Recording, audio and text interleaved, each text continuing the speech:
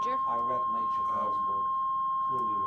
He's Eugene, not Gene. I read Right. Elie Wiesel's Yeah, well, first so book, I'll finish writing it, and Okay. if you don't mind, that'd be great. Dawn Cool. and Night.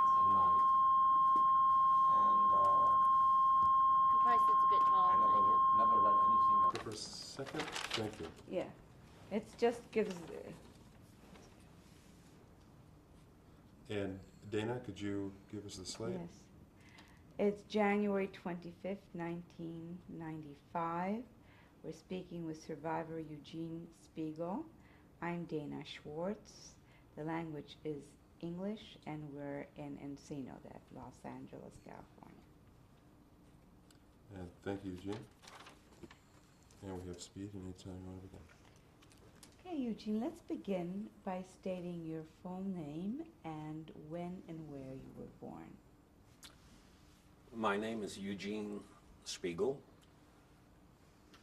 I was born July 29th, 1928, in a rather small town in Slovakia called Bardejov, or in Hungarian Bartva. That's where my mother came from. But within a week or 10 days after my birth, we went to Munkacs, where my father came from, and that's where I was raised and lived there until under Czechoslovakian government until 1938 in November, when the Hungarians liberated us from Czechoslovakia. So having grown up in this small town, life was kind of, Munkacs was actually a city of 30,000 people. Did your grandparents live in Munkacs? My paternal grandparents did. What were they like? So did my uncles and aunts, as well as 11 cousins, of whom only myself and one cousin survived the Holocaust. My grandparents were very lovely people. They were Orthodox. The city of Munkacs had 15,000 of the 30,000 population were Jewish. But the 15,000 Jews, they ran the gamut from totally assimilated to very Orthodox, even Hasidic. My family, my grandfather was Orthodox, bearded Orthodox.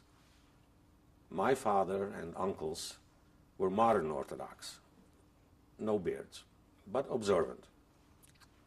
I went to Cheder as a boy after public school, and I received quite an intensive Hebrew education. Unfortunately, under Hungarian rule, my education stopped after the 8th grade because Jews were admitted to school under Hungarian rule only by quota, and the quota was small. So my public education ceased at age 14. But let's talk about the time before you were 14. Tell me more about your grandparents. Describe them to me, and tell me about the maternal grandparents as well. My paternal grandparents in Munkacs were lovely people. My grandfather was a businessman. He owned a lumber mill and yard. My grandmother, naturally, she was busy giving birth to 11 children, 9 of whom survived. 7 of the 9 survived the Holocaust. 1 of the 7, even his wife survived the Holocaust. They were both in concentration camp. The grandmother was busy in the home, as a homemaker in those days was. 1 day a week was devoted to feeding the wayfarers and the hungry. Approximately between 300 and 350 people came to eat every Wednesday to my grandparents' home. And naturally, she stayed up all night long before preparing the food. Tell us about that. I've never heard of that. It was an open house to all the poor and needy that needed a meal. That was one day a week. And my family was not the only one that did that. It was kind of a custom. There were other families that did the same thing, but So not on everybody had one day, or the same people different may days? have eaten at other people's homes on different days. on different days? Yes. Right. My maternal grandparents in Bartva, which is a resort town in northern Slovakia, they too were in the lumber business. They also had a lumber mill. And there were 9 siblings to my grandparents. By the way, I left out that in Munkac, the house that we lived in was immediately next door to my great-grandmother, who in the late 1930s, 36 or 37, survived a paralyzing stroke that I helped remove leeches from her body twice a day. She survived it to be gassed in Auschwitz in 1944. So, Eugene, I'm just curious about those people, the poor people and the wayfarers. Were they all Jews? yes, Where were the wayfarers going? they were from either Munkac, some poor people, or they were from surrounding villages. You might say they were almost like today's homeless people, except that they did not sleep on the sidewalks. Where did they sleep? They either had a place or slept with friends or in barns on the farm. Back to my maternal grandparents. As I said before, there were 9 siblings, all married. None survived the Holocaust.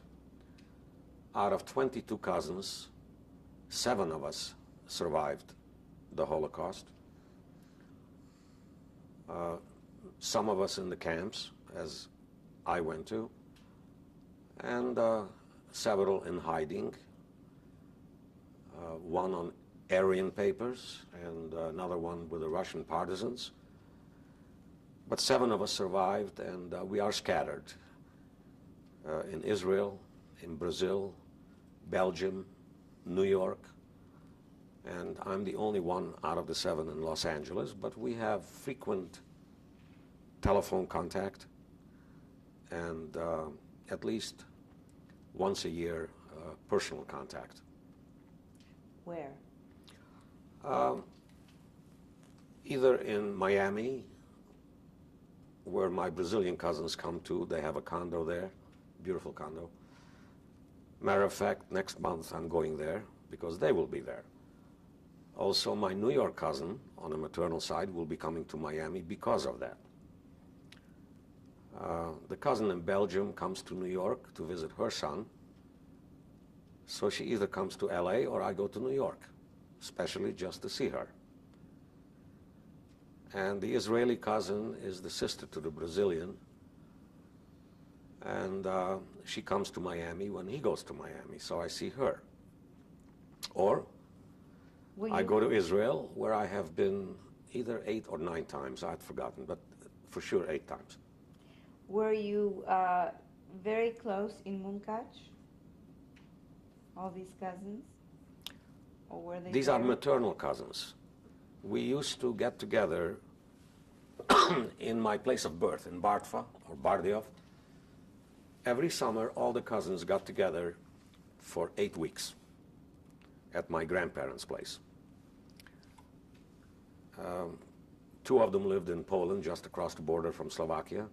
But all the children got together every summer for 8 weeks. That was nice. Memories are nice, very nice. And the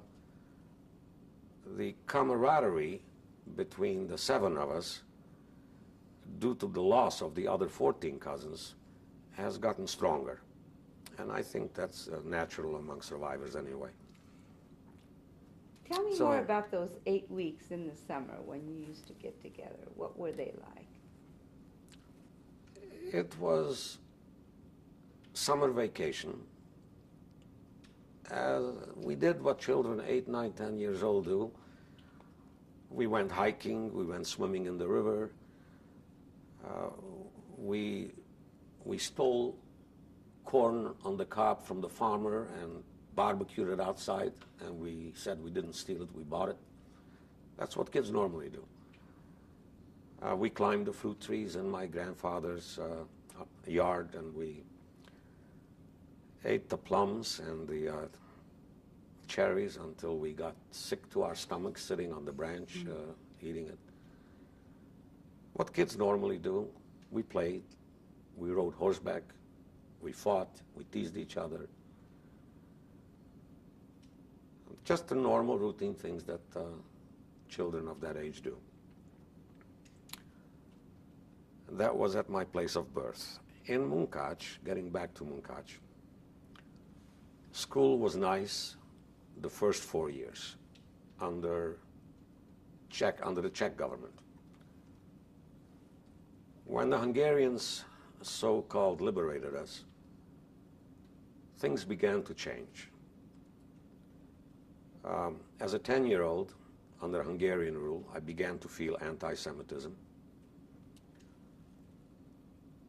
On a small scale in school, we had a very small segment of the population that were called Schwabs, which is a branch of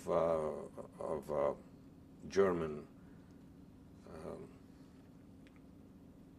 of the German population. And by the time I was 11 and 12, we had our fights in school in 5th and 6th grade on a regular basis, at least once a week. So to kind of quell that type of behavior, we used to gang up, 3 of us, 4 of us. We'd stalk one of the Schwabs that perhaps beat up one of our friends a week earlier, and we'd get together, the 3 of us or 4 of us, and we made sure that he wasn't able to come to school for a week or 2. So we retaliated, but on a childish level, on a teenage level. Synagogue life was routine. Every Friday evening, my father and I went to synagogue for an hour, and Saturday, usually my mother also went, and according to the Orthodox, even modern Orthodox routine, the women sat upstairs, the men downstairs, and typically the boys my age at that time, 9, 10, 11 years old, we would sneak out and we would play with walnuts, a similar game to what is played in the United States here, with marbles. And we would just romp, and typical almost teenagers. Unfortunately, by the time I was taken away, I was 15 and a half. And I only can recollect my teenage life up to that age.